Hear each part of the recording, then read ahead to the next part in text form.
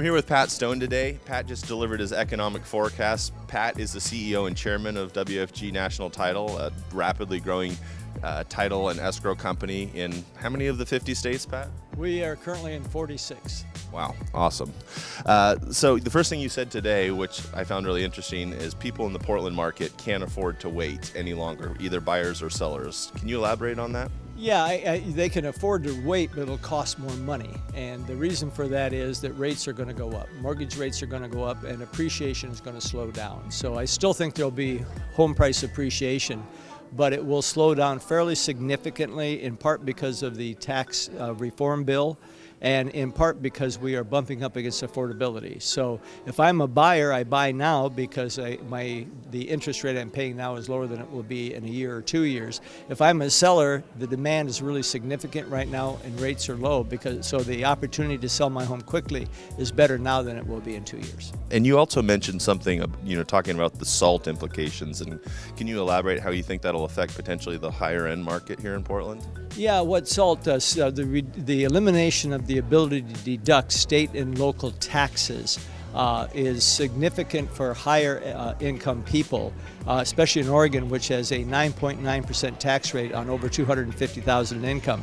The other part of the tax bill that will impact high income or high priced homes is you can deduct $750,000 of your mortgage now as opposed to $1 million. Now the existing $1 million mortgages are grandfathered in, but you can no longer deduct your property taxes. So that will impact the price of high-end homes. I don't think it will lower the price, but I do think it will slow down appreciation meaningfully on high-end homes. So with that said and taking into account, what do you see appreciation being in the Portland market over the next 1 to 3 years? I'm thinking it'll run between 3 to 5% for the next 2 to 3 years. With the caveat here is if you have a recession, that will slow down. But we have significantly more demand than supply in the Portland market. We still have job growth that's running equivalently, an equivalent rate in terms of job growth and appreciation. So we are in a very, very good market from a demand and supply basis. Perfect. Yeah, it certainly is still very strong. How about the interest rate conversation? 2, 3 years from now, what do you see rates migrating to? I see the end of this year 4.6 to 4.9, the end of next year somewhere between 5.2 to 5.7, and then in 2020 getting up over 6%.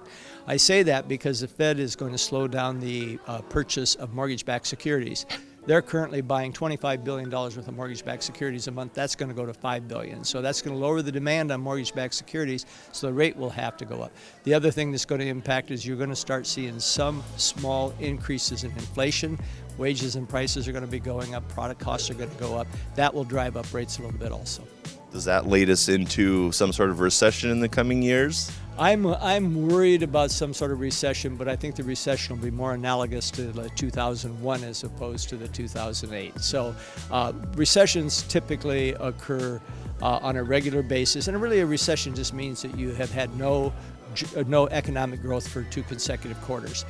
You will see that again in the next 2 to 3 years. I'm pretty confident. I don't think it'll be catastrophic or calamitous, but it will be. We will have a little slowdown. Awesome. Well, thanks for your time, Pat. Really appreciated the talk, and best of luck in 2018. Thank you. Thank you.